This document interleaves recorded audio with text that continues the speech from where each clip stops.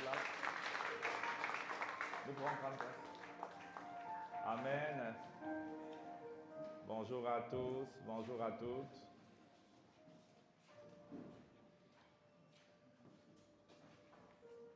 Donc, bienvenue au Family Sunday. Amen. Est-ce qu'on a forcé quelqu'un pour être là ce matin? Parce qu'il y a des gens qu'on force dimanche après dimanche. Il faut que le fait de venir à l'église soit déjà une décision arrêtée. Tu vois, on ne te force pas à manger, je suis sûr. Quand tu te réveilles, même tu essayes, même le premier endroit où tu te rends, c'est la cuisine. Parce que tu cherches le foufou. Donc on ne te force pas à manger. Et la Bible dit que l'homme ne vivra pas de pain seulement, mais de toute parole qui sort de la bouche de l'Éternel. Ça veut dire qu'il y a une vie qui doit être alimentée par la parole du ciel. Amen. Si tu n'alimentes ta vie que des aliments naturels, il y a un certain résultat que tu ne produiras pas. Il y a certains blocages que tu vas observer. Mais la Bible dit que la parole qui vient du ciel produit une vie. On dit l'homme ne vivra pas. Ça veut dire que l'homme vivra de la parole qui vient de la bouche de l'Éternel. Donc la parole communique une vie. Elle te donne de pouvoir avancer, de pouvoir changer des situations. Elle te donne de pouvoir accomplir les desseins de Dieu.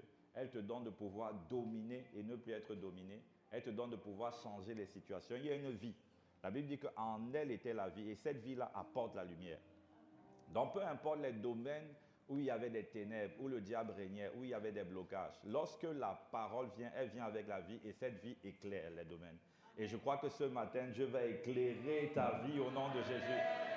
Et ce matin, on va parler de famille. Ça veut dire que Dieu va éclairer ta famille au nom de Jésus. Il y a des familles qui seront complètement métamorphosées. Je sais qu'il y a quelqu'un qui avait déjà abandonné en ce qui concerne sa famille. Tu avais dit vraiment, c'est un cas, c'est ma famille, vraiment, c'est une famille qu'on ne peut pas changer. Mais je veux te dire ce matin qu'il y a une puissance devant laquelle rien ne peut tenir. C'est la puissance de Dieu. Elle est contenue dans la parole et elle va descendre sur ta famille. Elle va changer les circonstances et elle va imposer la volonté de Dieu. Si tu le crois, dis un bon Amen. Si tu crois que ta famille va être changée, dis Amen. Amen. Donc avant de commencer le message, j'ai quelques annonces à faire. La première annonce, c'est que le vendredi 5 décembre, nous allons recevoir ici, pour un temps de partage et de prière, l'évangéliste Jacques Amessan. Amen. Est-ce que tu peux acclamer le Seigneur? Donc, on va le recevoir ici. On aura à partir de 19h, ça sera un temps puissant. Amen. La deuxième annonce, donc invité, on est en train de pousser. Je mets la pression en même temps à ceux qui font les travaux. Voilà, parce qu'on veut pouvoir occuper l'auditorium. Amen. Ça veut dire qu'il faut que tu contribues. Il y a des gens qui disent « Amen, il faut que ça se termine vite. » Il va venir danser plus que ceux qui ont contribué. Donc, on veut accélérer et ça veut dire qu'on a besoin de mobiliser avec beaucoup plus d'urgence les fonds. Dès la semaine prochaine, on va poser la toiture. Et après la toiture, il y a tout ce qui est travaux d'électricité, de climatisation, il y a tout ce qui est sono, il y a tout ce qui est crépissage, il y a encore des choses à faire. Et pour le sein, on veut que déjà la salle soit utilisable. Et pour cela, rapidement, on doit pouvoir débourser des montants conséquents. Je n'ose pas te dire le montant. Tu sais que je te dis le montant, tu vas regarder ce que tu as dans la poche, tu vas dire que ça ne sert à rien. Non, si, ça sert. Amen. Quand tu donnes une semence, c'est-à-dire quelque chose qui te coûte, Dieu va multiplier. Amen. Mais Dieu multiplie la semence qui coûte, pas parce que tu donnes de ton superflu. Quand tu donnes le superflu, Dieu dit, mais tu te moques de qui? Voilà, donc tu te moques de qui? Donc on doit donner. Amen. Et je crois que le Seigneur va remplir ton compte afin que tu puisses donner et s'aimer. Amen. Donc pour ceux qui voudront à la fin du culte, pendant qu'on aura diverses activités, vu qu'aujourd'hui c'est un dimanche spécial, à la fin du culte, ne partez pas tout de suite. Il y a différents jeux, il y a une collation qui est offerte. Il y a également la possibilité pour les enfants de s'amuser, donc ne partez pas tout de suite. Et pendant ce temps également, c'est l'occasion de faire un tour. Ce n'est pas interdit d'aller visiter le chantier. Genre, on ne va pas vous voir, qu'est-ce que tu fais ici? Il n'y a pas de secret. Donc vas-y, visite. Et pendant que tu visites, sois également en train de prier. Amen. tu pries déjà pour consacrer ce lieu. C'est juste derrière, donc tu peux accéder là ou de l'autre côté. Et on aura une magnifique salle. Amen. Donc, encore un peu de temps et on ne sera plus ici. Encore un peu de temps et le dimanche, on sera de l'autre côté. Amen.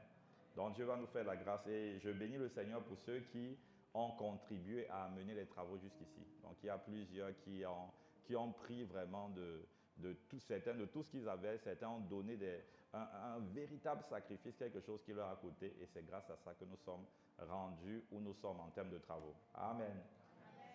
Et ce n'est pas un bâtiment pour un bâtiment. Ce bâtiment, ici, va devenir rapidement trop petit. Donc, on avait besoin d'une salle qui pouvait nous permettre d'accueillir un grand nombre de personnes parce que nous aurons beaucoup d'activités pour pouvoir justement prendre le pays. Amen. On commence ici, mais je vous assure, d'ici quelques années, il nous faudra encore une salle encore plus grande. Amen. Notre vision, c'est d'avoir une salle qui peut prendre 40 000 personnes. Amen. Et le Seigneur le fera au nom de Jésus. Je dis, le Seigneur le fera. Amen. Donc ce sera le cas, je ne sais pas dans combien d'années, mais on aura cette salle-là. Amen. On aura cette salle. Voilà la première annonce. La seconde annonce, c'est qu'on va recevoir l'oncle de la maison. Vous savez qui est l'oncle de la maison? C'est qui? C'est Pasteur Lord. Voilà. Donc on va recevoir le Pasteur Lord.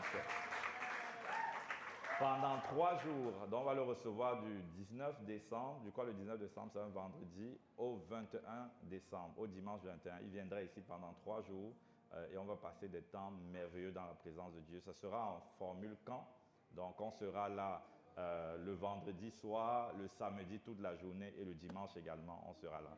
On va télécharger. Donc Dieu envoie des personnes, il a un agenda hyper chargé. Mais il a dit, Bishop, je libère. Donne-moi la date que tu veux. Je viens. Donne-moi la date que tu veux. Donc là, le 19 plutôt, on sera avec lui. Donc il y a de belles choses à venir. Amen. Et je rappelle également que nous avons en mars, parce que là, on est en train de recruter des personnes pour pouvoir aider. Et bientôt, on va lancer une collecte de fonds pour pouvoir mettre en place le projet. Je rappelle que nous avons, en début mars, nous aurons ce qu'on appelle Impact Santé. Amen. Qui sait ce que c'est que Impact Santé? Bon, beaucoup ne savent pas. En fait, c'est une foire médicale. Ici, à ICC Abidjan, pendant une semaine, des personnes vont venir se faire soigner gratuitement. Donc, il y aura des médecins, il y aura une dizaine de médecins, il y aura des dentistes, il y aura des ophtalmologues, il y aura vraiment différents corps de métiers qui vont venir ici. Les personnes, les populations vont affluer et venir se faire soigner gratuitement et recevoir également des médicaments. Donc, des ordonnances, il y a certains médicaments qui seront offerts. Et également en soirée, on aura des temps de formation grand public pour conscientiser des personnes sur la gestion de leur corps et également pour le corps médical. Donc, on va former les médecins, des spécialistes, des infirmiers et autres personnes du corps médical. On le fera pendant toute la semaine et le vendredi, nous aurons un temps de prière et de puissance. Donc, Dieu guérit par les médicaments, mais il guérit également par la puissance. Donc, on aura un temps de prière le vendredi et le dimanche. Amen. Et donc, pour cela, on a besoin, si jamais vous êtes du corps médical, on a besoin de vous. Si vous êtes dans la logistique, on a besoin de vous. Il y a plusieurs personnes qui vont venir de l'étranger pour Impact Santé cette semaine-là. Et ça se fera ici. Donc, l'auditorium doit vraiment être prêt, doit être fonctionnel, hyper fonctionnel. Et il y a diverses salles. On a une dizaine de salles ici qui seront utilisées pour les consultations. Amen. Ok, donc mobilisons-nous. Le Seigneur fera de grandes choses. Amen. Nous rappelons également que nous avons notre réveillon le 31 et ça se fera ici même. Amen. Le réveillon sera le 31. Je ne sais pas, dans ton programme, il faut déjà prévoir et tu invites toute ta famille, tout ton quartier. Tu vois, même si on ne suffit pas, ils seront dehors. Il n'y a pas de problème. Amen. Ok, aujourd'hui c'est un dimanche de la famille. C'est vrai que j'avais commencé une série sur le Saint-Esprit, sur notre relation avec le Saint-Esprit, où nous parlions des différentes dimensions de la relation que nous devons avoir avec le Saint-Esprit. Mais aujourd'hui, on va faire une petite pause compte tenu du contexte spécial. Et nous allons voir aujourd'hui un message qui va parler à plusieurs. Parce que moi, ce message m'a également encouragé pendant que je le préparais. Et ce que je veux commencer par te dire, c'est que tu n'es pas né dans ta famille par hasard. Est-ce que tu peux dire à ton voisin, tu n'es pas né dans ta famille par hasard? Tu vois, il y a quelqu'un qui se dit, vraiment c'est un accident. Quelqu'un se dit, Dieu n'a pas bien réfléchi. Tu vois, il se dit, mais si Dieu avait réfléchi, pourquoi est-ce qu'il va me punir en me donnant une telle famille? C'est ce que quelqu'un se dit, c'est ton voisin, pas toi. Il y a plusieurs d'entre nous qui n'aimeraient pas être nés dans la famille dans laquelle nous sommes. Si nous pouvions choisir, nous n'aurions pas choisi la famille dans laquelle nous sommes. Il y a plusieurs. Il y a quelqu'un qui ne veut pas admettre, mais c'est la vérité. Bon, il y a certains qui auraient choisi, mais pas tous. Il y a certains qui auraient choisi, mais pas tous. Amen. J'ai un petit problème technique. Bon, juste un instant. Je donne ça à l'expert.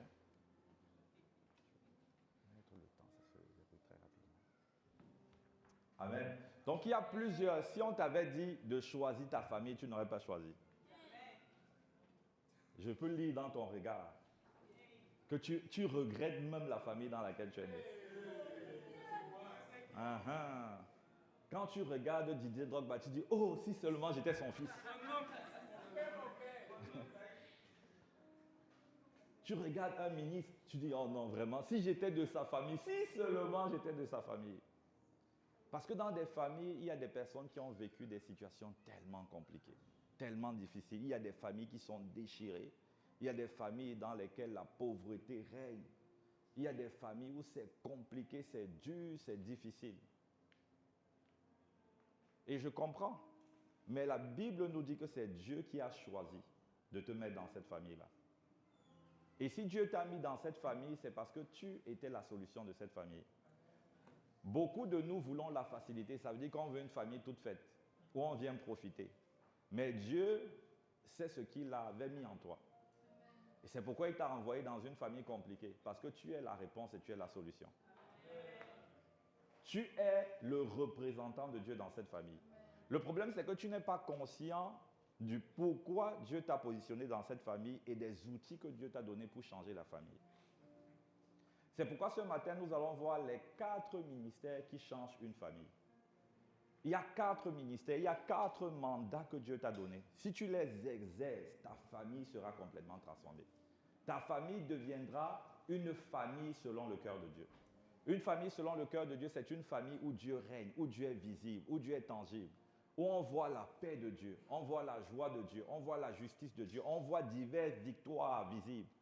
Ce n'est pas une famille où le diable règne, où la pauvreté règne, où la maladie règne, où le péché règne. Ce n'est pas une famille où des enfants sont des extraterrestres. C'est une famille où tu as des enfants qui sont des modèles, qui deviennent des prodiges dans leur génération. Il y a une famille dans le cœur de Dieu. Et cette famille-là, Dieu t'a donné un mandat pour la créer. Et tu as reçu la capacité de créer et de changer ta famille. Amen. Donc nous tous, on veut des familles toutes faites. On veut juste profiter. Mais il fallait que quelqu'un paye le prix et c'est toi qui es supposé payer ce prix. Amen. C'est toi qui es supposé payer ce prix. Donc les 4 ministères qui font une famille selon le cœur de Dieu ou 4 ministères qui changent une famille. Le premier ministère, c'est le ministère... Non, c'est comme s'il y a quelqu'un qui ne veut pas savoir. Non, si tu ne veux pas savoir, on commence un temps de prière et puis on se sépare.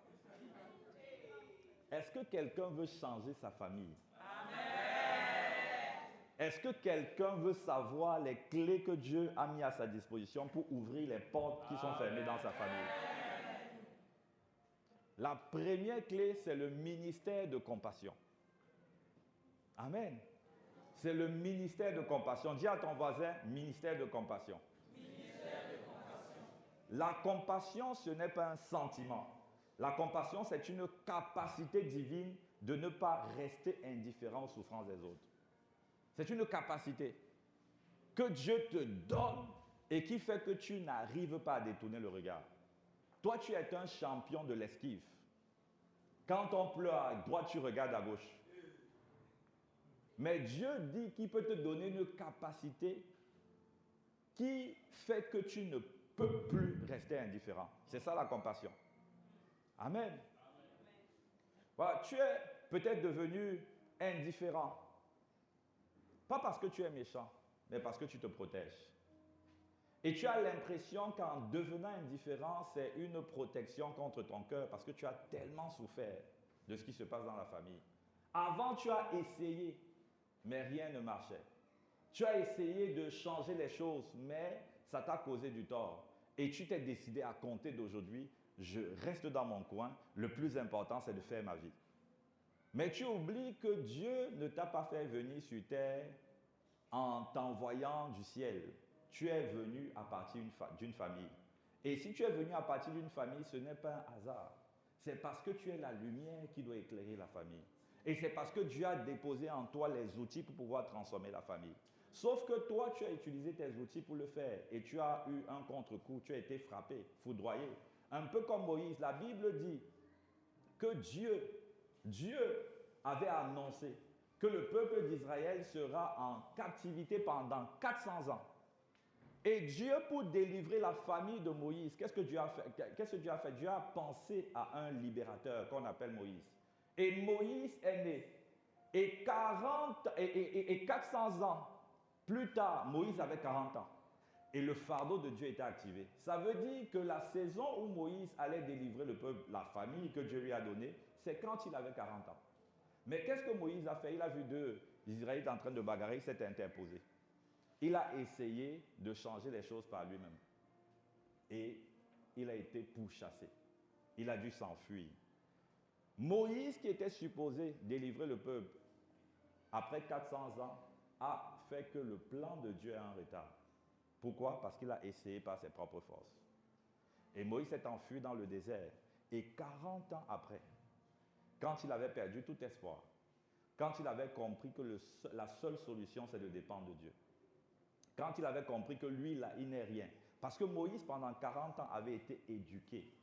Il avait été élevé. Il était quelqu'un il était un érudit, quelqu'un de hautement qualifié pour diriger une nation. Il s'est appuyé, sûrement il avait des stratégies pour délivrer le peuple. Mais après 40 ans dans le désert, il savait que seul Dieu peut passer par lui pour accomplir son dessein. Donc pour dire que les échecs que tu as connus ne sont pas la fin de ce que Dieu veut faire. Mais aujourd'hui, Dieu veut te donner ses clés à lui afin que tu puisses changer complètement la face de ta famille. Amen. Ça me fait penser à l'histoire d'une femme qu'on appelle Léa. Léa a vécu dans une famille où il y avait la violence. Dès très jeune, son père battait sur tout le monde.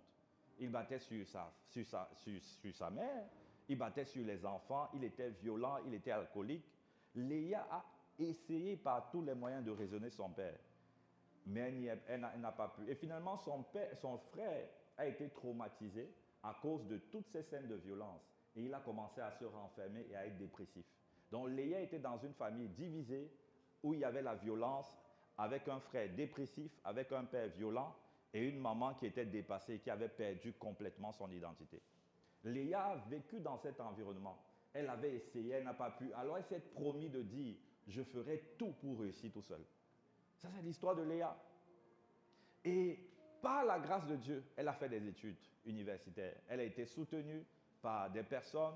Elle a eu un diplôme, puis elle a trouvé un bon travail. Elle avait de bons revenus. Et Léa, pendant 15 ans, a été coupée de sa famille. Elle s'était dit, ça ne sert à rien. Lorsqu'elle entendait de mauvaises nouvelles qui venaient de sa famille, elle s'est dit, oh, vraiment, je ferme mes oreilles. Ma paix en dépend. Ma joie en dépend. J'existe pour moi. Donc là, maintenant, la priorité, c'est de construire ma vie. C'est de me bâtir un foyer. Léa avait décidé de se protéger. Mais elle oubliait qu'en réalité, c'était un semblant de protection, c'était un masque. Parce qu'au fond d'elle, parce qu'elle était née dans cette famille, Dieu avait activé en elle le fardeau pour cette famille, qu'elle masquait, qu'elle cachait. Et un jour, pendant un culte, il y a un pasteur qui lui a dit, pendant qu'il était en train de prêcher comme je fais, a dit qu'il y a des personnes qui ont décidé d'ignorer leur famille, qui ont décidé d'être insensibles, alors que Dieu voit en eux des libérateurs pour leur famille. Le prédicateur a continué en disant qu'il y a des personnes, à cause des traumatismes qu'elles ont vécus, ont décidé de ne plus prêter attention aux souffrances de leur famille, mais que Dieu veut guérir les cœurs, Dieu veut restaurer, Dieu veut déposer sa compassion. Parce que la compassion, c'est le départ de la puissance de Dieu. S'il n'y a pas de compassion, il n'y a pas de source pour la puissance. Il y a une puissance de guérison qui doit partir de toi pour atteindre ta famille. Mais la source, c'est la compassion. C'est pourquoi la Bible dit qu'à chaque fois que Jésus voulait opérer des miracles, il regardait le peuple, il était ému de compassion. Et donc Dieu ce matin veut guérir ton cœur. Dieu ce matin veut restaurer ton cœur. Peu importe ce que tu as enduré, peu importe ce par quoi tu es passé, peu importe ce que tu ne comprends même pas. Et tu te dis, pourquoi nous? Pourquoi moi? Ce matin, Dieu dit, parce que j'avais pensé à toi comme étant la solution. Je peux t'utiliser pour restaurer les choses. Je peux t'utiliser pour changer complètement la face de ta famille. Mais il faut que tu décides d'ouvrir ton cœur et de me laisser te guérir, de me laisser te restaurer et de me laisser rétablir cette compassion que tu ne veux plus. Et alors, ce que Léa a fait, c'est qu'elle a fondu en larmes et elle n'avait pas pleuré depuis 15 ans parce que son cœur s'était endurci. Elle était devenue insensible à la douleur. Elle était devenue finalement inhumaine. Léa, la sensible, était devenue insensible. Pourquoi? Parce qu'elle avait décidé de détourner les regards de la souffrance de sa famille. Et elle a fondu en larmes et elle a pris son téléphone, elle a appelé son père, elle a appelé son frère, elle a appelé sa mère. Il y a une réconciliation qui a eu lieu et le geste d'amour qu'elle a manifesté a brisé l'orgueilleux qui était son père. Il a fondu en larmes, il a demandé pardon et la paix est venue dans cette famille. Amen. Et c'est ce que Dieu veut faire dans ta famille. Mais ça commence par la compassion. Dis à ton voisin, sois un artisan de paix. Laisse la compassion de Dieu rentrer dans ton cœur. Amen. Donc Dieu veut déposer sa compassion dans ton cœur. Dieu veut le faire. Et la Bible nous dit c'est dans Colossiens 3, verset 12, revêtez-vous d'entrailles de compassion. Revêtez-vous d'entrailles de compassion. Dieu veut que tu te revêtes de compassion. Dieu veut que la compassion descende dans ton cœur. Le premier ministère pour changer ta famille, ce n'est pas la critique. Ce que tu as constaté est vrai, mais ça ne va pas changer ta famille. Le premier ministère pour changer ta famille, ce ne sont pas les reproches incessantes. Ce n'est pas parce que tu vas passer le temps à dire à Didier que ce qu'il fait n'est pas bon que Didier va changer. Le premier ministère que Dieu te confie pour changer ta famille, c'est la compassion. C'est que l'attitude, ce que Didier est, puisse te fendre le cœur. Pas de tristesse pour toi, mais le désir de voir la volonté de Dieu s'accomplir dans sa vie. Amen. Et ce matin, Dieu veut restaurer cette compassion. Est-ce que tu peux dire avec moi, Seigneur, rends-moi sensible aux besoins de ma famille. Dis, Seigneur, je décide de recevoir ta compassion pour ma famille. Seigneur, je te prie de guérir mon cœur pour que la compassion revienne et que tu puisses m'utiliser pour restaurer ma famille. Est-ce que tu peux juste baisser la tête et commencer à prier pendant quelques secondes? Demande la grâce de la compassion. Demande cette grâce à Dieu. Juste pendant quelques secondes, demande la grâce à Dieu de ne plus ignorer. Ignorer ta famille, ce n'est pas être fort, mais c'est une douleur déguisée. C'est une douleur déguisée. Dieu a vu tes souffrances, Dieu a vu tes larmes. Dieu a vu ce que tu as enduré. Mais Dieu veut ce matin te guérir. Dieu veut ce matin restaurer l'amour que tu avais par le passé pour ta famille, l'espoir que tu avais. Dieu veut restaurer.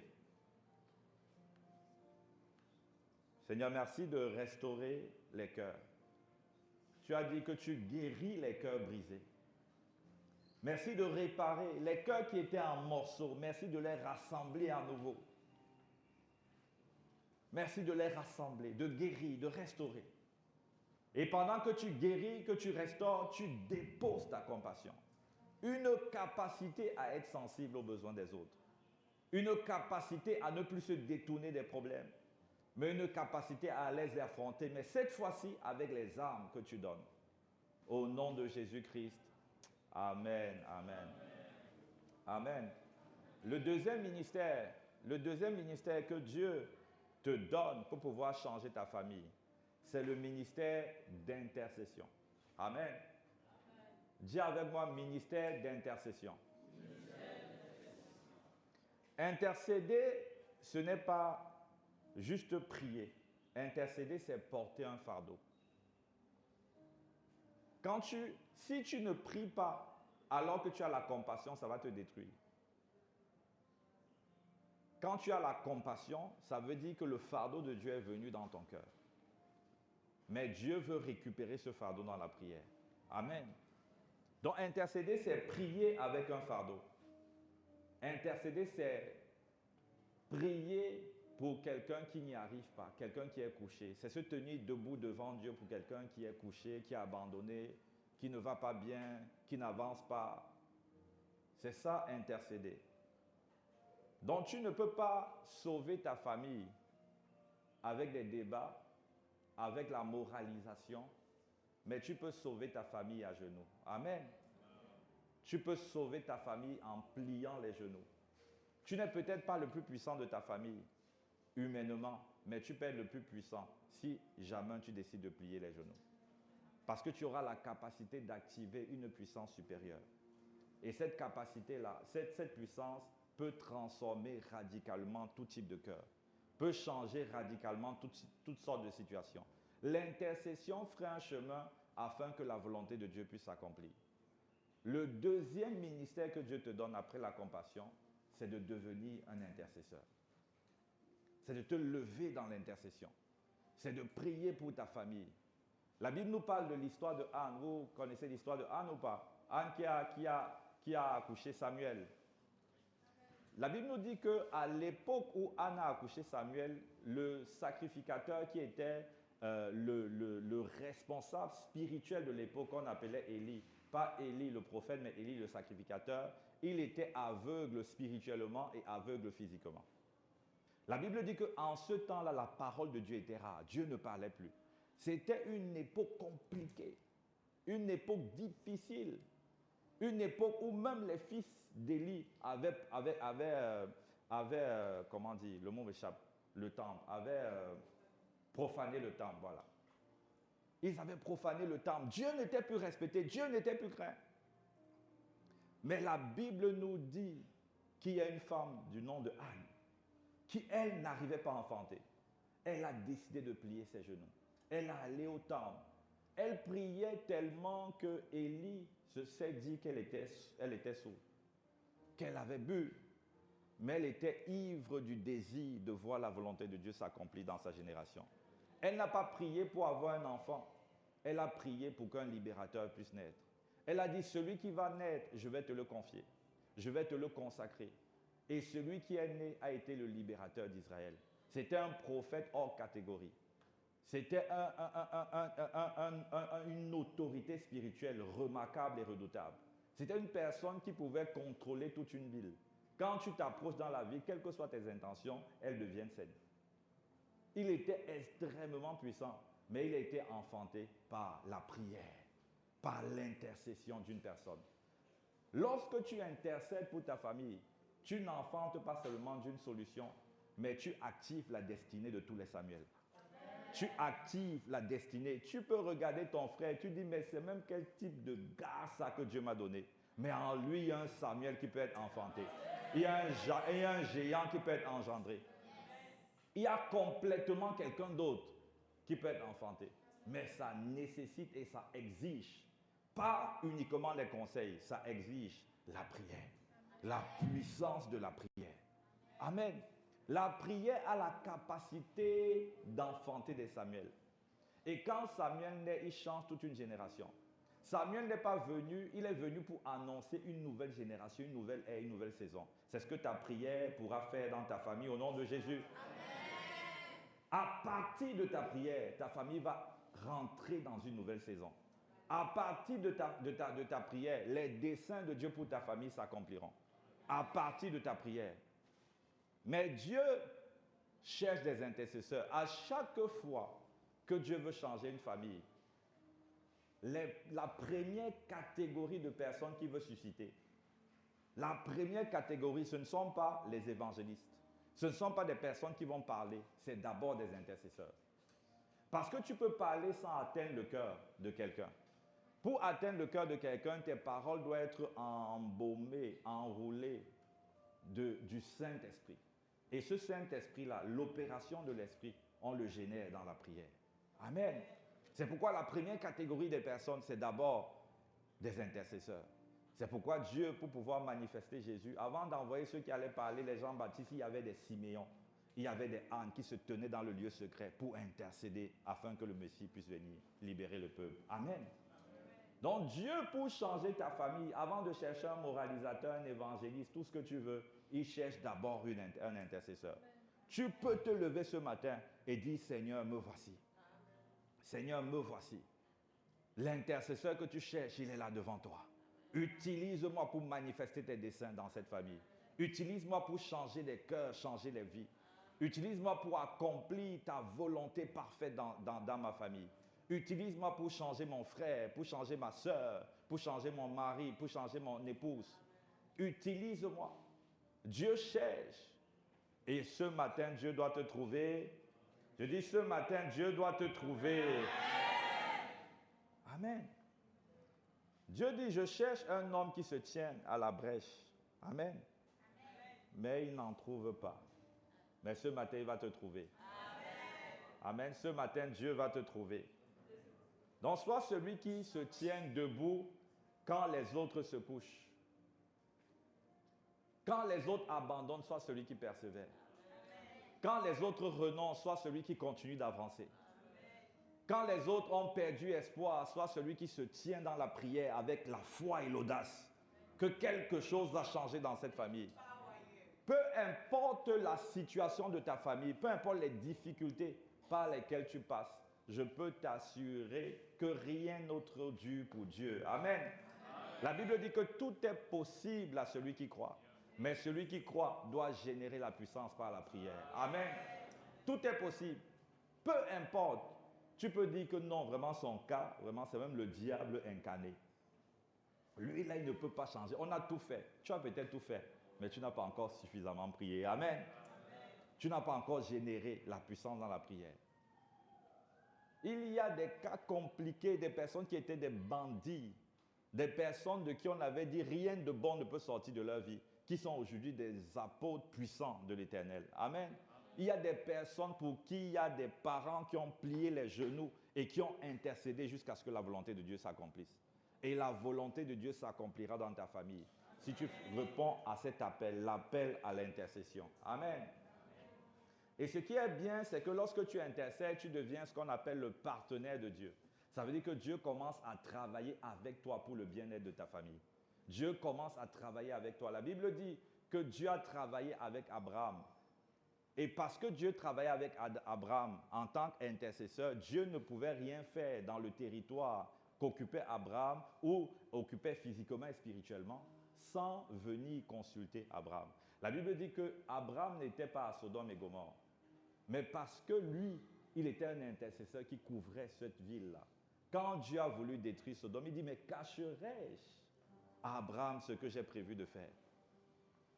Amen. Pourquoi? Parce qu'Abraham était devenu un partenaire de Dieu. Et quand il vient, il parle à Abraham, Abraham commence à intercéder. Il dit, si tu as 50 justes, est-ce que tu frapperas le pays? Après, il descend 40. Il dit, s'il y a 40, je ne frapperai pas 30, 20, 10. Il intercède. Ça veut dire que tu commences à devenir le partenaire. Tu commences à influencer l'action de Dieu dans ta famille. Tu commences à devenir important, quelqu'un spirituellement qui régit l'activité spirituelle de ta famille. Et c'est possible de le faire. Mais il faut que tu montes. Il faut que tu deviennes un intercesseur redoutable, rempli de foi et d'audace, ayant en lui le fardeau de voir enfanter les desseins de Dieu. Il en sera ainsi pour toi. Dieu te fera grâce. Amen. Dieu te fera grâce. Dis à ton voisin, sois l'intercesseur de ta famille. Le troisième ministère que Dieu te confie, c'est le ministère prophétique. Est-ce que tu peux dire à ton voisin, ministère prophétique?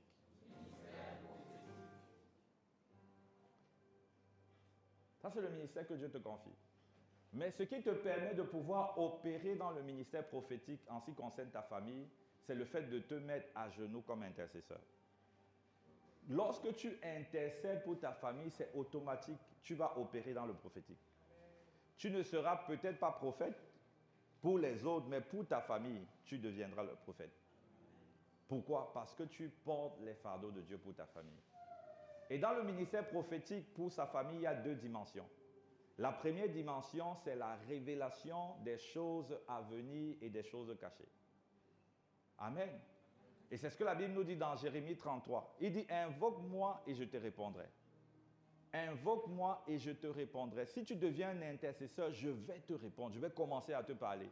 Et il dit, je vais t'annoncer de grandes choses. C'est-à-dire, je vais t'annoncer des choses à venir. Je vais commencer à te parler de Didier.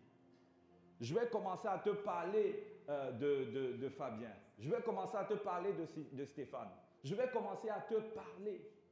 Quand tu vois Didier, tu dis, mais Didier, tu as une tête de bandit. Parce que Didier, lui, c'est un expert en vol. Tu vois, à peine tu as déposé quelque chose, ça disparaît. Et ça me fait penser à moi, ma famille, quand j'étais jeune, c'était compliqué. J'avais des cousins qui allaient même dans le plafond cacher l'argent. Il reste au salon, tu caches l'argent, il y a un cousin là qui était un expert. Tu restes au salon, il passe par une autre chambre, il te déplace et il sent l'argent, il sait où tu as gardé. Tu mets l'argent, on mettait l'argent sur les pieds, on lève le lit, on met sur le pied du lit. Didier a le flair. Donc Didier était un expert, un bandit vraiment expérimenté. Donc quand tu voyais Didier, la seule chose que tu pouvais voir, c'est la prison, c'est la maca. Tu dis que non, toi tu vas finir à la maca. Mais pendant que tu intercèdes pour Didier, Dieu va te dire c'est un prophète des nations. Amen. Dieu va te dire c'est un homme d'affaires redoutablement riche pour moi. Pendant que tu intercèdes pour Didier, Dieu va t'annoncer de grandes choses. Les choses que tes yeux humains ne peuvent pas voir. Mais Dieu va t'annoncer ce que lui veut faire de Didier. Amen. Donc c'est quand tu intercèdes pour ta famille, Dieu t'amène dans la dimension prophétique où il ouvre tes yeux sur la réalité de sa volonté pour ta famille. Tu commences à voir ce que Dieu pense. Tu commences à voir ce que Dieu a prévu. Tu commences à voir les plans que Dieu veut accomplir. Pourquoi? Parce que tu es rentré dans une dimension prophétique. Le problème, c'est que toi-même, tu es surpris de tout ce qui se passe dans ta famille. Pourquoi? Parce que tu n'opères pas dans la dimension prophétique. Et opérer dans la dimension prophétique, je dis, ce n'est pas un appel à être prophète. C'est un ministère que Dieu te confie parce qu'il t'a fait naître dans une famille. Toute personne née dans une famille qui accepte le ministère d'intercession opère dans le prophétique. Tu opères dans le prophétique, tu invoques, Dieu commence à te révéler. Il commence à te répondre, il commence à te parler. Il commence à te montrer les songes. Il commence à te montrer des visions, des flashs que tu reçois. Il commence à te révéler de grandes choses. Amen. Et c'est ce qui s'est passé pour Marie. La Bible dit dans Luc 2, verset 19, que Marie se souvenait, gardait précieusement ces choses. Et elle se les repassait. Marie, l'ange était venu vers Marie. L'ange avait parlé. Mais Marie gardait ces choses. Amen. Et elle les repassait dans son cœur. Marie gardait ces choses. Quand on voyait Jésus, on dit, mais c'est le fils d'un menuisier. Elle dit, non, c'est le libérateur. Amen.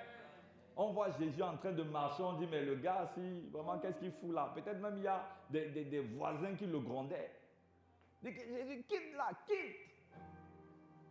Mais quand Marie regardait ça, elle dit, si seulement vous savez à qui vous êtes en train de parler. Elle gardait ces choses. Pourquoi? Parce que Dieu lui avait annoncé des grandes choses. Quand tu rentres dans la dimension d'intercession, tu commences à opérer dans le prophétique. Dieu va commencer à te parler de ta famille. Amen. Dieu veut te parler de ta famille. Tu regardes tes enfants, tu te dis, mais qu'est-ce qui n'a pas marché? Ce qui n'a pas marché, c'est que tu ne payes pas le prix de la prière. Ce qui n'a pas marché, c'est que tu n'es pas suffisamment audacieuse pour te lever et engager le combat. Ce qui n'a pas marché, c'est que tu n'as pas suffisamment mis les genoux à terre, tu n'es pas resté à terre. Au lieu d'être à terre en train d'intercéder, tu étais à terre en train de pleurer. Pas pleurer d'intercession, mais pleurer de douleur, de lamentation. Les pleurs de lamentation ne changent pas les vies. Mais si tu pleures parce que tu es en train d'intercéder, là, tu es en train de générer une puissance. Amen. Tu es en train de générer une puissance et Dieu va t'amener dans la dimension du prophétique. Tes yeux vont s'ouvrir. Il y a des convictions qui vont venir s'installer dans ton cœur. Pendant que, avant tu regardais Didier, tu voyais que le chaos, il y a quelque chose qui va mettre un espoir dans ton cœur pour Didier. Tu vas commencer à voir des choses, à avoir des convictions qui vont s'installer. Un peu comme tu connais ton nom, tu sauras que Didier est un prophète de Dieu. Amen. La Bible dit, je te révélerai de grandes choses, je t'annoncerai de grandes choses, je vais t'annoncer de grandes choses. Et il dit également, je te révélerai des choses cachées. Amen. Il va t'annoncer de grandes choses et des choses cachées. C'est la dimension prophétique. La dimension prophétique te permet de voir des choses cachées dans ta famille. Ça te permet de voir ce qui empêche aux femmes d'être mariées. Ça te permet de voir pourquoi est-ce qu'il y a la pauvreté. À cause de la dimension prophétique, Dieu peut te ramener dans les années 1700 pour te dire qu'il y a un sacrifice, il y a un nom qui a été cité, ton arrière-grand-père a commis un acte, il a fait une profanation qui a ouvert une porte spirituelle. Il y a des choses cachées, mais ces choses cachées sont accessibles pour ceux qui opèrent dans la dimension prophétique. Il dit, tu dois rentrer dans la dimension d'intercession, c'est-à-dire, invoque-moi. Et quand tu vas m'invoquer, je vais t'amener dans une autre dimension, la dimension prophétique, je te répondrai. Et ma réponse sera la révélation des choses cachées. Tu vas commencer à voir. Il y a une dimension en Dieu. Dieu n'est pas dans la temporalité. Dieu n'a pas le temps comme nous, c'est-à-dire on a 10 heures, après on sera 12 heures, 13 heures. Non, Dieu est dans l'éternité. Et dans l'éternité, tu vois la fin et tu vois le début. Il est dans l'éternité. C'est pourquoi lorsque Dieu te donne accès à l'éternité par le prophétique, tu peux voir ce qui s'est passé au commencement. La Bible dit que Moïse a écrit les 5 premiers livres de la Pentateuque. Il a écrit, alors qu'il a écrit Genèse, il n'était pas là au commencement. Moïse n'était pas le premier homme à avoir été créé. Le premier, c'était Adam. Mais Moïse a vu comment la création s'est faite. Moïse a vu ce qui était avant Adam. Moïse a vu ce qui était au commencement de la terre. Moïse, il n'était pas là, mais il a vu pourquoi. Parce qu'il a eu un accès, il y a une fenêtre spirituelle qui a été ouverte. Et c'est la fenêtre du prophétique. Quand tu intercèdes, Dieu ouvre la fenêtre. Et tu rentres dans le prophétique et tu vois les choses cachées. Amen. Dieu va te révéler les choses cachées. Il va te révéler. Et il va te révéler, et la Bible dit que tout ce qui est révélé est condamné d'avance. Ça veut dire que quand Dieu te révèle, il te donne en même temps le pouvoir de briser. Amen. Reçois cette grâce prophétique au nom de Jésus. La grâce d'avoir accès. Ta famille n'est pas obligée de vivre le chaos alors que tu es supposé être la lumière. Quand Dieu dit tu es la lumière du monde, il est en train de dire tu es la lumière de ta famille. Si ta famille est dans les ténèbres alors qu'il y a une lumière, ça veut dire que la lumière est cachée. Ça veut dire que la lumière n'est pas fonctionnelle. Ça veut dire que la lumière n'est pas en train de jouer son rôle. Si cette pièce est dans les ténèbres, le problème ce n'est pas les ténèbres, le problème c'est la lumière qui n'est pas allumée. Alors allume la lumière que tu es. Allume la lumière que tu es. N'attends pas que la lumière soit dans les ténèbres, soit la lumière qui doit être dans les ténèbres. Amen. Allume cette lumière en générant une puissance spirituelle dans la prière. Et quand tu génères cette puissance, je t'invoque. Et Dieu te ramène dans une dimension supérieure du prophétique. Et tu as accès, tu commences à voir. Tu commences à voir. Et pendant que tu vois, tu reçois une capacité. Pendant que tu vois, tu deviens une arme entre les mains de Dieu. Il t'utilise pour le combat. Il exerce tes mains. Et tu commences à terrasser les géants. Tu commences à détruire les œuvres des ténèbres. Tu commences à annoncer et les œuvres sont brisées. Tu commences à frayer un chemin. Par ta parole, des Samuel sont engendrés. Par ta parole, des destinées sont changées. Par ta parole, il y a une réconciliation qui naît.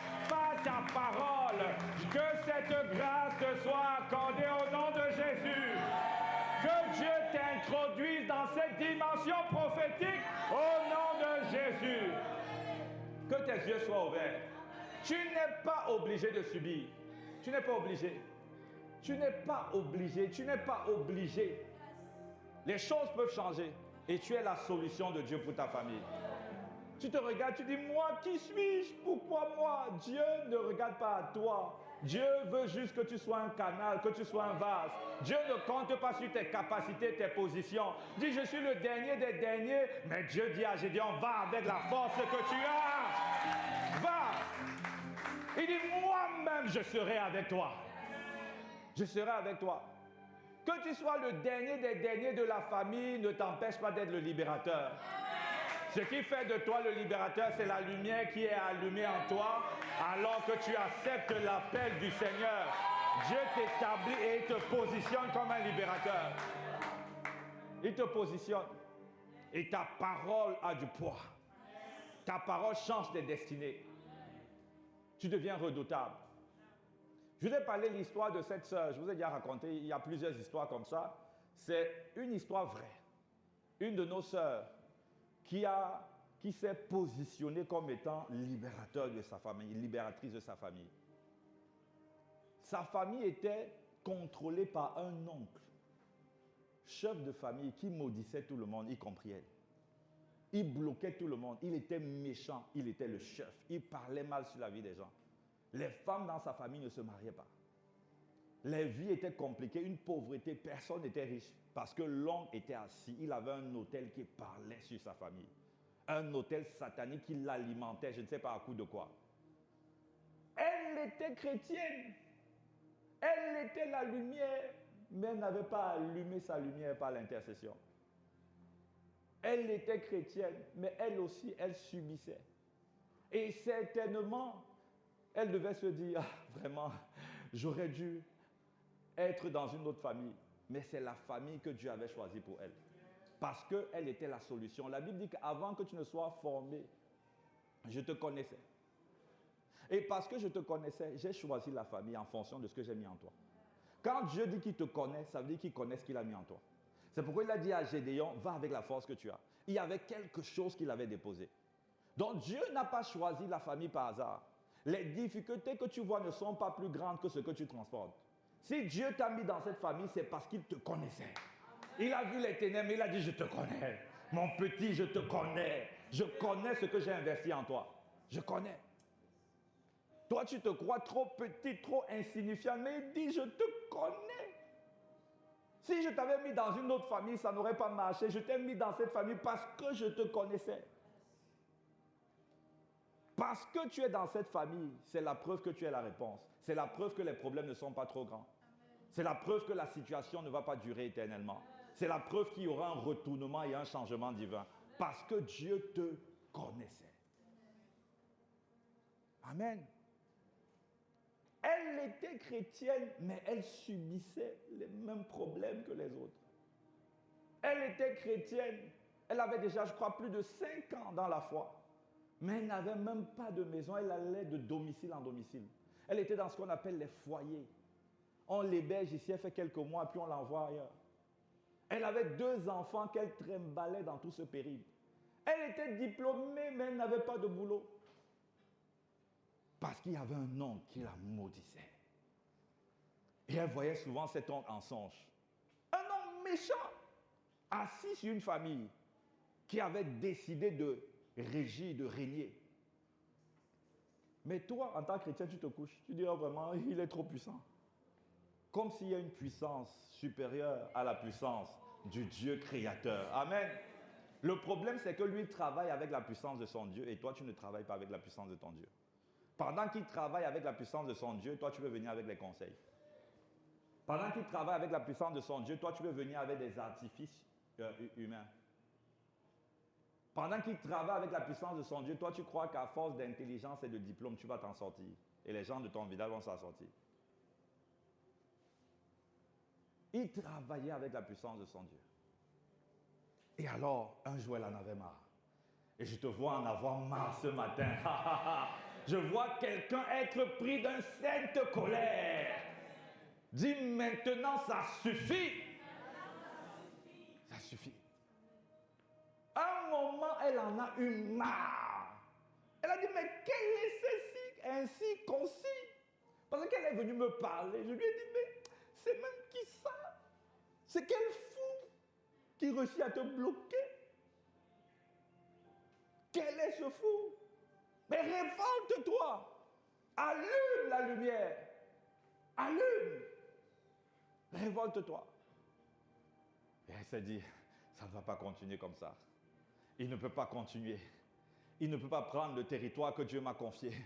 Je suis né dans cette famille, ça veut dire que la famille, je suis la solution de la famille. Si je suis la lumière du monde, je dois jouer mon rôle. Les ténèbres ne dureront pas toujours. Ma famille marchera à la lumière qu'il y a sur ma vie. Elle a décidé de se lever. Elle a pris des jours de jeûne. Elle est rentrée dans un programme de délivrance. Dans une délivrance qu'on fait à l'église. Elle a pris des jours de jeûne et prière. Et pendant qu'elle priait, elle a dit, c'est fini. Toi, petit homme, je ne sais pas à quel mot, mais elle a menacé. Elle a dit, c'est bon, là, c'est fini. Elle a menacé. Et j'avais dit, parce que je lui ai dit, bon, soit il se répand, soit il est frappé de folie et d'incapacité. Nous, on ne veut pas encore les tuer. Donc, on les frappe de folie pour donner encore une chance de... Mais il est rendu incapable, neutralisé, frappé de folie. Et donc, c'était un mercredi. Le mercredi, elle fait un songe. Où le même oncle est revenu. Ça veut dire que le même oncle était en train de faire des invocations et des incantations. Mais cette fois-là, quand il a appelé son nom, ce n'est pas elle qui est venue, c'est la lumière. Il a vu une gloire. Oh, il y a une gloire qui est apparue. Amen. Et dans son rêve à elle voit son oncle qui devient fou. Mais dans ce qui s'est passé, je pense que lui, il a appelé son nom. Mais cette fois-ci, ce n'est pas elle qui est venue. Amen. Il a peut-être appelé, je ne sais pas, Esther. Mais cette fois-ci, ce n'est pas Esther qui est venue. C'est la gloire de Jésus qui est venue. Parce que la lumière avait été allumée. Amen. Il y a une gloire qui est venue. Et la gloire l'a rendu fou.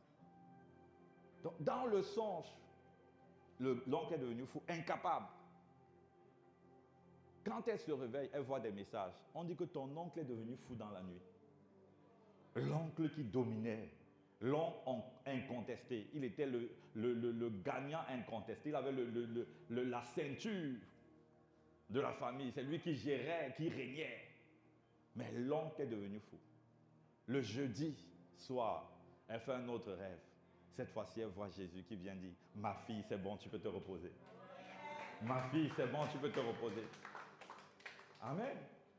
Et le lundi, c'était jeudi, le lundi, elle signe son premier CDI. Amen. Et quelques semaines après, elle la demande en mariage. Ça sera ton histoire. Oh! Je dis, ça sera ton histoire. Les forces des ténèbres qui régnaient dans ta famille seront brisées. Elles seront brisées. Tu attendais que quelqu'un le fasse, mais Dieu a dit, je te connaissais, c'est pourquoi je t'ai envoyé dans cette famille. Je te connaissais. Pendant que tu te lèves, les choses vont changer. Amen. La dimension prophétique, ça c'est la première dimension prophétique. Dimension prophétique numéro 1. Dimension prophétique numéro 2, c'est lorsque tu parles la révélation de la parole sur ta famille. C'est lorsque tu parles la révélation de la parole sur ta famille. Dans la première dimension, par l'intercession, Dieu te révèle des choses. Dans la seconde dimension, tu commences à parler sur ta famille. Tu deviens le prophète de ta famille. Est-ce que tu peux dire à quelqu'un, sois le prophète de ta famille? Dis à l'autre voisin, sois le prophète de ta famille. Amen. Donc le prophète, ce n'est pas simplement celui qui voit. Le prophète, c'est également celui qui parle. Amen. Dans le prophétique, il y a le fait d'avoir des visions et de pouvoir les interpréter. Mais il y a également des prophètes qui opèrent par la parole. Amen. L'apôtre Ivan, par exemple, opère beaucoup dans cette dimension prophétique. La Bible dit dans Proverbe 18, verset 21, « La vie et la mort sont au pouvoir de la langue. » La vie et la mort sont au pouvoir de la langue. Il y a beaucoup de personnes qui font perdurer le chaos dans leur famille parce qu'ils parlent le chaos. Il y a beaucoup qui font perdurer la division dans leur famille parce qu'ils parlent la division. Il y a beaucoup qui font perdurer les ténèbres dans leur famille parce qu'ils parlent les ténèbres. La langue, tes paroles sont un véhicule que le diable utilise, que les esprits utilisent les paroles pour se déplacer. Donc, la nature de l'esprit qui utilise ta parole dépend de la qualité des paroles que tu prononces. Donc, les paroles, c'est un véhicule. De même que tu as pris le véhicule pour venir ici, les esprits prennent le véhicule pour s'installer et s'asseoir dans leur famille. Donc, quand tu parles la mort, tu envoies un véhicule de mort et les esprits de mort viennent. Ta parole, c'est un véhicule. Ta parole également, c'est comme un carton d'invitation que tu donnes à des esprits. En fonction du type de carton, tu es en train d'inviter un certain type d'esprit. Quand tu parles la mort, tu invites les esprits de mort. Et quand tu parles la vie, tu invites les esprits de vie. C'est pourquoi la Bible dit que la vie et la mort sont sur le pouvoir de ta langue. Ce n'est pas sur ta langue, mais c'est le pouvoir. Et le pouvoir de ta langue, c'est quoi sont les paroles. Tes paroles ont la vie et la mort. Tes paroles. Tu peux inviter la vie comme tu peux inviter la mort. Donc, à compter d'aujourd'hui, tu ne dois plus parler ce que tu vois. Tu dois commencer ce que tu vois avec les yeux de la chair. Tu dois commencer à parler ce que tu vois avec les yeux de l'esprit. À partir d'aujourd'hui, c'est ce que tu dois faire. Tu peux créer la volonté de Dieu si tu parles la volonté de Dieu. Tu n'es pas obligé de parler ce que tu vois. Avec tes yeux physiques, tu peux parler ce que tu vois avec les yeux de l'esprit. Parce que la vie et la mort sont au pouvoir de ta langue. Amen. Donc fais attention à tes paroles. Deviens le prophète de ta famille. Au lieu de parler la mort, parle la vie. Au lieu de parler le chaos, parle la réussite. Au lieu de parler la division, parle la paix. Pendant qu'on dit que vraiment c'est compliqué, on ne va pas s'en sortir. Toi, dis que l'Éternel est vivant et il se lèvera pour nous. Pendant qu'on dit que non, cette famille est divisée, vraiment c'est compliqué, toi prophétise l'unité. Prophétise l'unité. Sois le prophète de ta famille. Sois le prophète de ta famille. Tu vas te rendre compte que souvent, tu peux passer par des moments difficiles où il y a des pensées qui viennent. Tu vois, il y a des pensées, par exemple, de tristesse qui viennent. Si jamais tu commences à dire ça ne va pas aller, ça ne va pas aller, tu as l'impression que la salle est... il y a comme des esprits qui viennent remplir la salle et puis tu sombres dans la dépression. Et ton état s'empire. Ça a commencé juste par une pensée. Et tu as commencé à dire, oh non, ça ne va pas aller, vraiment ma vie est fichue, pourquoi j'existe même? Et puis subitement, c'est comme s'il y a des présences dans la salle. Qui a déjà vécu ça? Non, personne n'a jamais vécu ça. Toi, tu n'as jamais parlé, donc non, moi j'ai des gens. Tes paroles sont toujours alignées à la parole de Dieu. Mais quand on voit le résultat de ta vie, on sait que ce n'est pas vrai.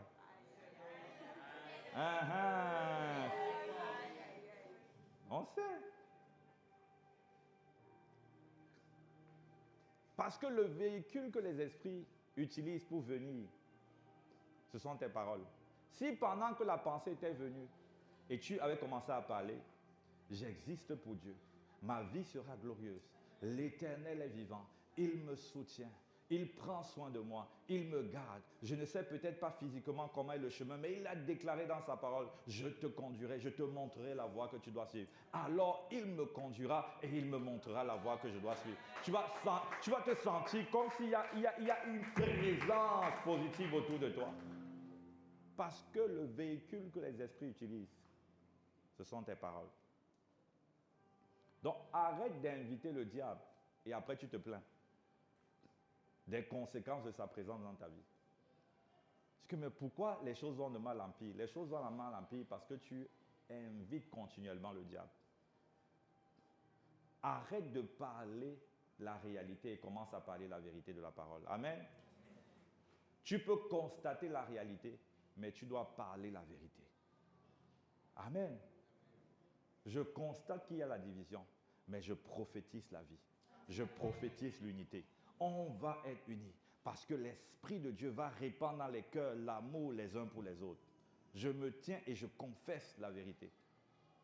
Donc parle la vérité. Continue de parler la vérité. Ne t'arrête pas de parler la vérité de la parole. Amen. Est-ce qu'il y a quelqu'un qui veut être le prophète de sa famille, de sa maison? Est-ce qu'il y a quelqu'un qui veut être le prophète de sa maison? Alors dis à ton voisin, sois le prophète de ta maison. Dis-lui, commence à parler l'avenir et non le passé. Dis-lui, commence à parler la paix et non le chaos. Commence à parler la vie et non la mort. Amen. Nous allons prendre quelques minutes de prière par rapport à nos familles. On va prophétiser sur nos familles. Amen. Tu vas déclarer, amen. Tu vas déclarer sur ta famille. Tu vas déclarer la délivrance de ta sœur, la délivrance de ton mari, le salut, l'élévation de tel. Mais avant de commencer à prier, est-ce qu'on peut afficher Ézéchiel 37? Ézéchiel 37. Plusieurs personnes connaissent et c'est comme ça que tu dois agir. Non, allons-y avant. Verset 1, à partir du verset 1, je crois.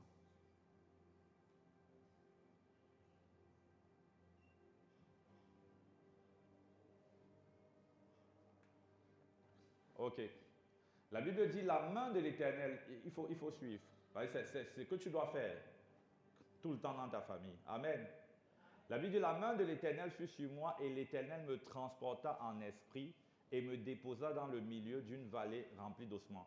C'est pourquoi, tu vois, l'Éternel doit te transporter en esprit. Tu dois commencer à voir. Parce que pendant que tu vas prier, tu vas commencer à voir. La Bible nous parle de l'histoire d'Élie. La Bible dit qu'il y avait 3 ans, il y avait la sécheresse dans toute la terre. Et Élie a dit, il va pleuvoir. Et Élie, ce qui est bizarre, c'est que Élie envoie son serviteur pour aller regarder s'il y a la pluie. Et son serviteur revient et dit qu'il n'y a pas la pluie. Ça veut dire qu'Élie voyait la pluie. Il voyait la pluie, il dit que non, c'est sûr qu'il y a déjà la pluie. Il envoie son serviteur. Son serviteur va regarder. Il revient et dit qu'Élie, ce que tu vois en esprit là n'est pas encore manifesté physiquement. Première fois, Élie envoie une seconde fois. Il revient. Élie envoie jusqu'à 6 fois. Le serviteur revient. Élie continue de prophétiser. Il continue de déclarer ce qu'il voit. Puis il envoie une 7e fois. Le serviteur revient et dit qu'il y a un petit nuage. Il dit que là, habille-toi, dépêche-toi parce qu'il y a une pluie qui arrive. Amen. Il a vu quelque chose d'insignifiant. Il a vu un petit changement, mais ça annonçait quelque chose de grand. Amen. Peut-être toi tu as vu des petits changements dans ta famille. Tu t'es dit c'est rien. Ce n'est pas insignifiant, c'est la semence de quelque chose de grand qui arrive. Amen.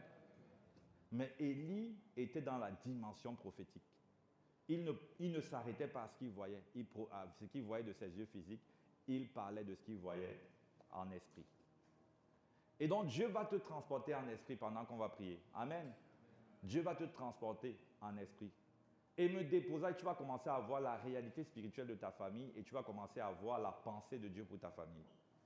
Donc tu vas commencer, parce que la vérité spirituelle, c'est quoi? La vallée remplie d'ossements, c'est les choses cachées. Des choses que tu ne voyais pas avant. Avant, quand tu voyais Anatole, parce que je pense qu'il y a beaucoup de Didier. Avant, quand tu voyais Anatole, voyais quelqu'un qui est juste recalcitrant par lui-même. Les ossements desséchés vont te montrer qu'Anatole est contrôlé par des puissances des ténèbres.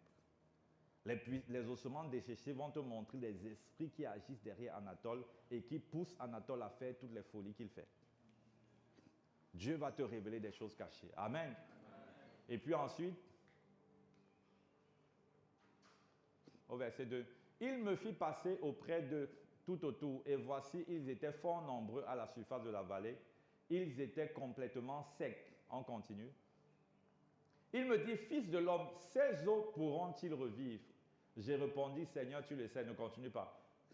Non, ne continue pas. « Ces eaux pourront-ils revivre ?» Je répondis, « Seigneur éternel, tu le sais. » Et c'est une question que je te pose. Est-ce que la vie va revenir dans ta famille? Je te pose la question à ton voisin. Est-ce que la vie va revenir dans ta famille?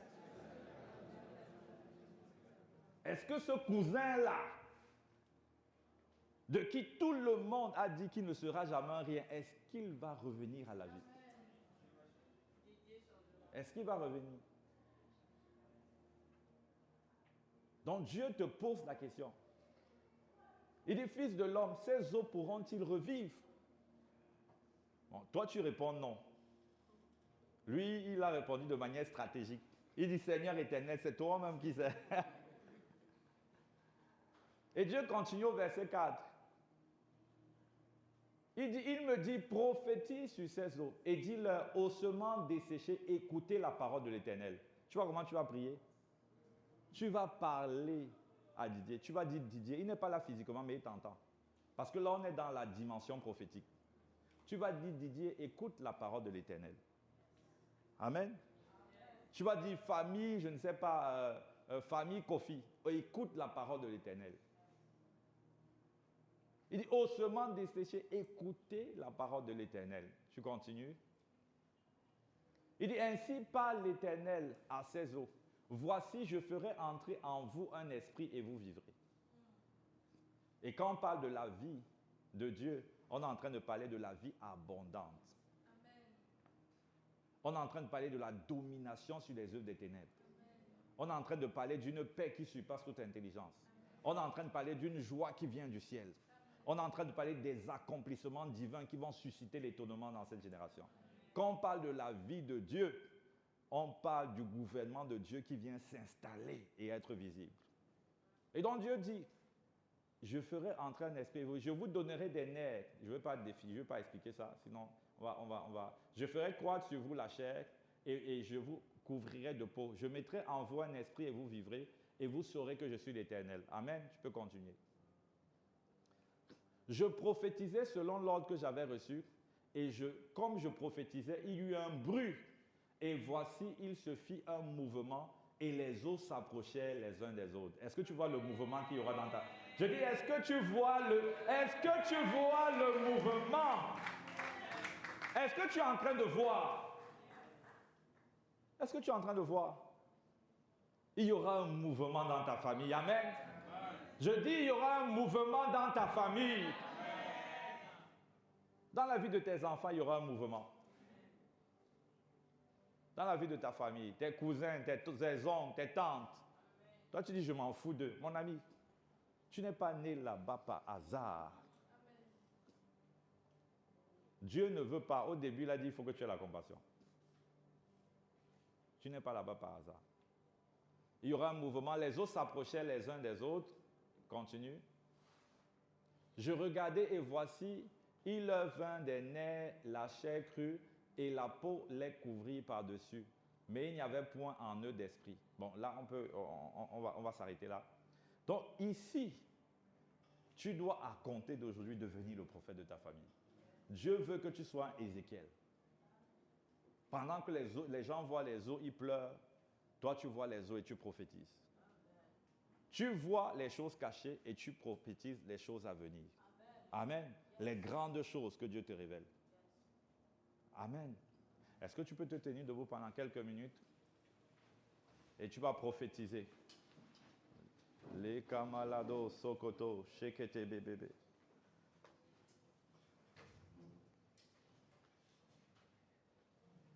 Ouvre les écluses des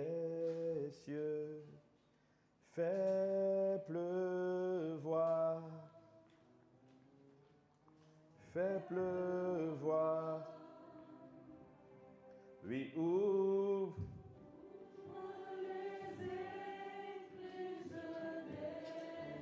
Oui, fais pleuvoir. Oh, fais pleuvoir. Oui, ouvre sur ma famille. Je te supplie. Oui, fais pleuvoir. Sur ma famille. Dis-le avec foi.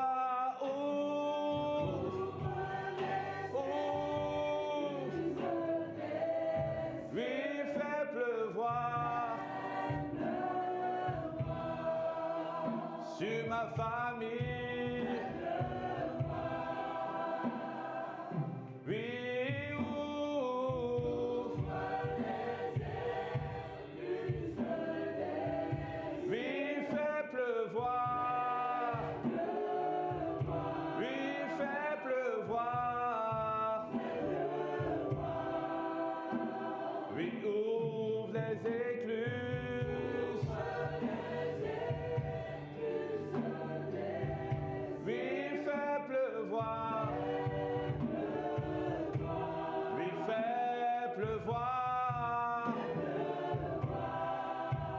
Sur ma famille, fais pleuvoir. Les camarades, checkete. Oh oui, fais. Je te supplie, fais pleuvoir. Sur mes oncles, sur mes tantes. Ouf. Sur mes parents, mes frères et mes sœurs, je déclare, fais pleuvoir.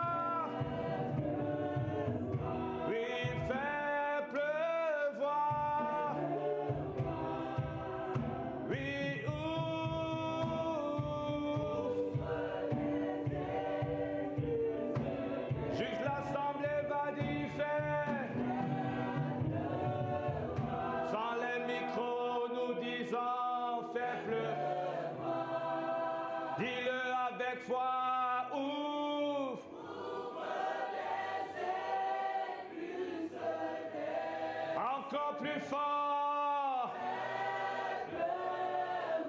Monte encore plus fort, dis-lui. Est-ce que tu le déclares avec foi? Est-ce que tu vois ta famille être arrosée? Ouvre. Sans les micros, nous disons. Oui, fais pleuvoir.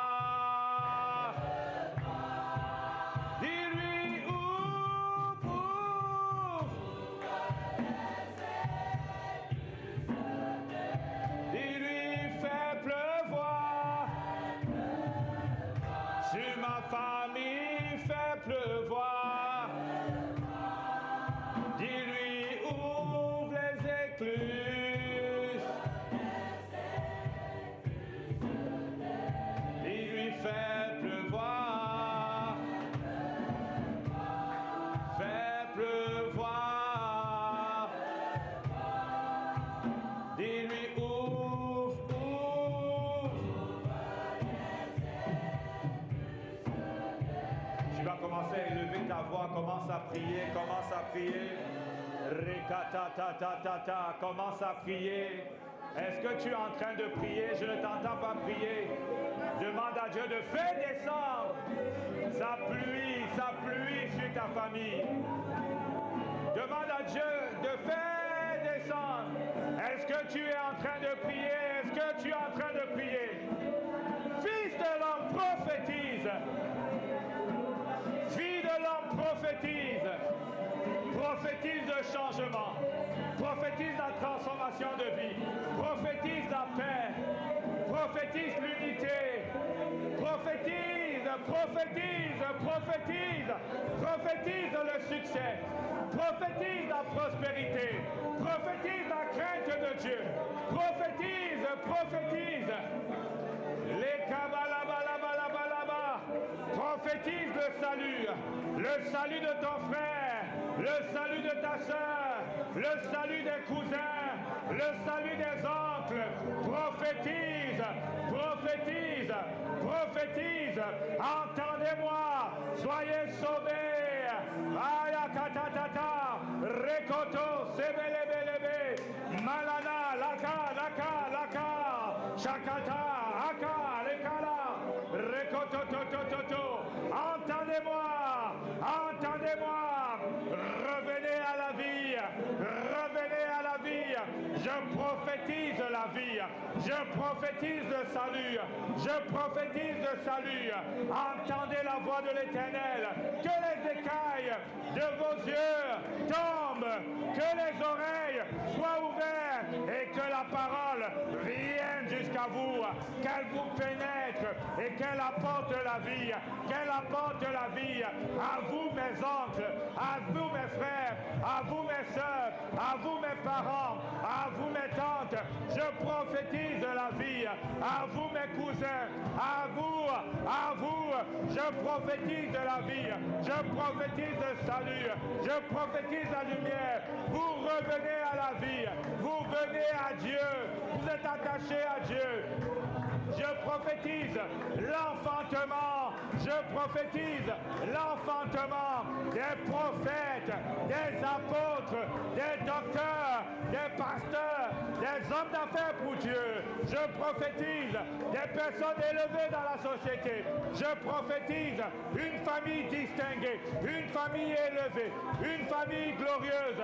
Je prophétise une famille de serviteurs, une famille de servantes, une famille craignante Dieu. Je prophétise l'installation du règne de Dieu, l'installation de la domination divine. Je prophétise que le bras de Dieu s'étende sur ma famille et brise toute force qui agissait, qui opérait, qui dominait, qui gouvernait. Votre pouvoir est brisé. Malabalabalaba. Est-ce que tu es en train de prophétiser? Est-ce que tu es en train de prophétiser? Prophétise sur ta famille. Il y aura un changement. Il y aura un changement. Il y aura un changement. Il y aura un changement. Les cataladadadada. Je vois des sépulcres être ouverts. Je vois des tombeaux être ouverts. Il y a des tombeaux qui sont ouverts et des personnes sortent. Les morts sortent. Les destinées sortent. Les destinées sortent. Les étoiles sortent. Tout ce qui avait été enterré sort maintenant. Sort maintenant. Sort maintenant. Si tu étais en ce lieu et qu'on t'avait enterré dans des tombeaux, je commande maintenant à ta lumière d'être déterré. Je commande à ton esprit de sortir des tombeaux. Tu es délivré. Maya Katalabala. Le bras de Dieu se pose sur toi. Et le bras de Dieu te sort des tombeaux. Tu sors des tombeaux. Tu sors des tombeaux. Tu sors des tombeaux. Toutes les montagnes dans lesquelles tu avais été englouti, je décrète et je déclare, je me place dans le sang de Jésus, revêtu des manteaux de mes pères, et je commande maintenant, tu sors, tu sors, tu sors, tu sors, tu es libéré, tu es libéré, tu es libéré. Toutes les forces qui te contrôlaient, des esprits familiaux qui te dirigeaient, qui t'avaient emprisonné et embrigadé, lâche ta vie, lâche ta vie, lâche ta vie. Rekete shabalabalabalaba. Alebalabalaba. Mashakatatatata. Rekete. Tu sors des sépulcres. Tu sors des sépulcres. Tu sors des sépulcres. La famille sort des sépulcres. Vous sortez. Vous sortez. Les kamalabalabalaba. Fais pleuvoir. Fais pleuvoir. Oui, ouvre.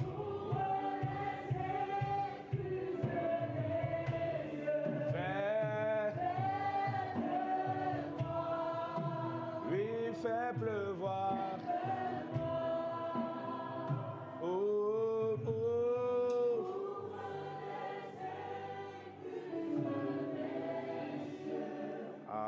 Amen.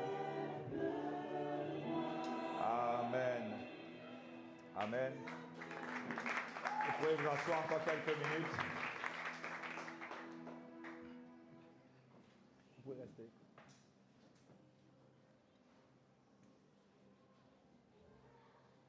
Amen. Donc, le quatrième ministère. Qui veut savoir le quatrième ministère qui lui a été confié? Amen.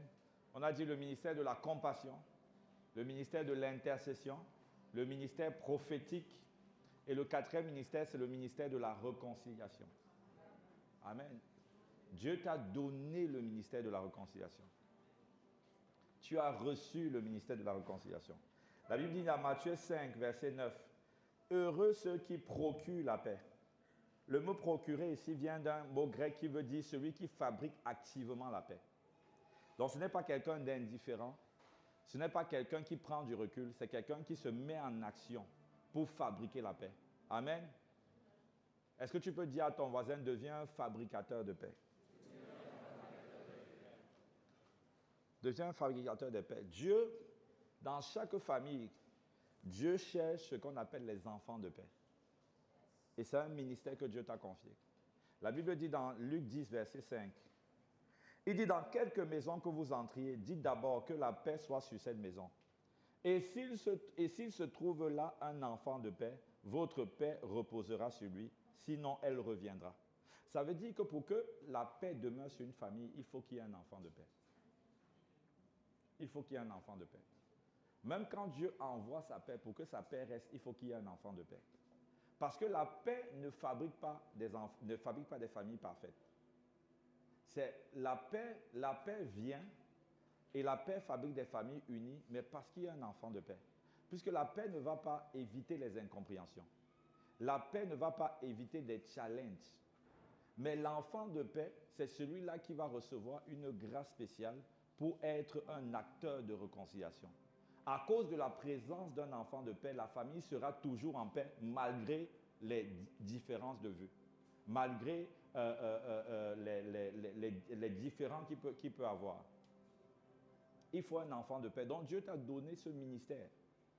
Dieu t'a donné un ministère pour que tu sois le pont entre toutes les parties. C'est un ministère que Dieu t'a donné. Et Dieu veut faire, c'est une grâce. Dieu veut faire de toi un enfant de paix. Quelqu'un qui a une sagesse élevée pour pouvoir trouver des solutions, quelle que soit la difficulté. Quel que soit le différend, Dieu te donne une sagesse divine pour qu'il y ait toujours la paix. C'est ça, les enfants de paix. Donc, toute famille doit avoir un enfant de paix. La Bible dit que Joseph était un enfant de paix pour sa famille. Joseph était un enfant de paix. Si on t'avait fait le 1/1000 de ce qu'on a fait à Joseph, quand tu devais voir tes frères, tu devais leur demander, couchez-vous, roulez-vous au sol, avant que je vous pardonne. Et si je vous pardonne même, je vais vous faire sentir un peu ce que j'ai vécu. Imagine-toi tes frères bien-aimés avec qui tu as vécu et en qui tu as pleinement confiance. Ils décident de te tuer. Et tu entends leur discussion, ils disent qu'on va le tuer. Et après, finalement, l'un d'eux décide de dire non, il faut quand même que sa mort nous rapporte. Donc, vendons-le. Il est mort, mais en plus, il nous rapporte l'argent. Et on l'a vendu comme un esclave. Vous imaginez tout ce qu'il a pu endurer. Ce que son âme a pu ressentir, trahi par son frère, par ses frères. Lui qui était dans la maison de son père, ils étaient bien, ils avaient un bon niveau de vie. Maintenant, il est devenu esclave. Dans la difficulté, tout ce qu'il a enduré. Et la Bible dit qu'après tout ce qu'il a vécu, Dieu l'a élevé. Et quand Dieu l'élève, ses frères viennent. Il ne dit pas vraiment, vous là, vous allez me sentir. La Bible demande, il dit à tout le monde de sortir. Et ils font en larmes. Ça, c'est un enfant de paix. C'est ça le ministère de la réconciliation. Amen. Une personne qui ne travaille pas pour avoir raison. Une personne qui travaille pour l'unité de la famille. Un enfant de paix a plusieurs caractéristiques. Et la première caractéristique, c'est que l'enfant de paix, au moins 4 caractéristiques. La première caractéristique, c'est que l'enfant de paix est une personne morte à lui-même, est une personne morte à elle-même. Un enfant de paix ne vit pas pour avoir raison. Un enfant de paix est OK d'avoir tort pourvu que l'unité soit maintenue. Un enfant de paix ne vit pas pour que ses idées prévalent. Un enfant de paix fait tout pour que l'unité soit préservée. Donc, il est mort à lui-même, l'enfant de paix. Il est mort à lui-même. Il a compris qu'avoir raison, et ça fait quoi? Pour lui, la priorité, c'est l'unité de la famille. Parce qu'il a compris que dans l'unité de la famille, il y a le ciel ouvert. La Bible dit que c'est lorsque nous sommes réunis, unis ensemble, qu'il y a une huile qui coule. Il y a une onction, il y a le ciel ouvert sur les familles qui sont unies. Il y a le ciel ouvert. C'est pourquoi lorsque la famille est unie, il y a des sujets de prière que vous n'avez pas besoin d'élever. Parce qu'il y a une grâce spéciale qui repose sur elle. À cause de quoi? Du ciel ouvert. Et lorsque la famille est unie, le diable peut tout essayer, mais il ne va jamais en remporter. Parce que la Bible dit qu'une famille qui est divisée contre elle-même ne peut prospérer, mais une famille qui est unie ne peut être détruite. Elle prospère, elle évolue. Donc l'enfant de paix sait que la puissance est dans l'unité, ce n'est pas dans la victoire personnelle. L'enfant de paix sait que la victoire de la famille, ce n'est pas dans la raison personnelle, j'ai raison, on m'a donné raison. Il sait que la victoire de la famille, c'est dans l'unité. Amen. Donc l'enfant de paix est mort à lui-même. Que cette grâce te soit donnée au nom de Jésus. Que Dieu fasse de toi un enfant de paix au nom de Jésus-Christ. L'enfant de paix, deuxième caractéristique, c'est qu'il est rempli d'amour. Amen. Il est vraiment rempli d'amour. La troisième caractéristique, c'est qu'il a une sagesse divine. Une sagesse divine pour pouvoir gérer, apaiser, etc. Ce n'est pas lui qui, quand il est fâché, dit des mots qui blessent. Et après, il vient demander pardon. Ce n'est pas un enfant de paix là-bas. Et ce n'est pas le ministère que Dieu t'a donné. Dieu t'a donné le ministère de la réconciliation. Ça veut dire qu'il y a une sagesse qui vient sur toi et qui te donne de mesurer tes mots. Amen. L'enfant de paix, c'est également quelqu'un qui est conscient de sa mission. Il sait qu'il est dans la famille pour être un pont. Il sait qu'il est dans la famille pour combattre et préserver l'unité. Il sait ça. Et Dieu veut faire de toi, quand Dieu dit « je t'ai donné le ministère de la réconciliation », ça veut dire que mon appel sur ta vie, c'est de faire de toi un enfant de paix. Une personne morte à elle-même, une personne remplie d'amour, une personne remplie d'une sagesse divine. Amen. Et une personne consciente de la mission que je lui ai confiée. Amen. Donc c'est de belles missions là. Dieu te fait vraiment confiance. Toi tu te regardes, tu dis que pourquoi moi? C'est parce qu'il te connaissait. Amen. Qu'il t'a choisi. Et quand il te choisit, il t'établit. Il te rend capable. Il te donne les grâces, il te donne les capacités. Pour que tu puisses pleinement jouer ton rôle. Donc tu vas jouer ton rôle d'enfant de paix. Et tu seras le lien entre toutes les parties de la famille. Amen. Que le Seigneur te bénisse abondamment. Que Dieu te bénisse. Est-ce qu'il y a quelqu'un qui voit sa famille être complètement changée à compter d'aujourd'hui? Ton Amen ne me convainc pas. Est-ce qu'il y a quelqu'un qui voit une famille glorieuse qui va émerger? Est-ce qu'il y a quelqu'un qui voit une famille unie et redoutable? Est-ce qu'il y a une personne qui voit une famille sur laquelle le Saint-Esprit règne? Amen. Donc, ça sera ton histoire. Et tu vas rendre témoignage au nom de Jésus.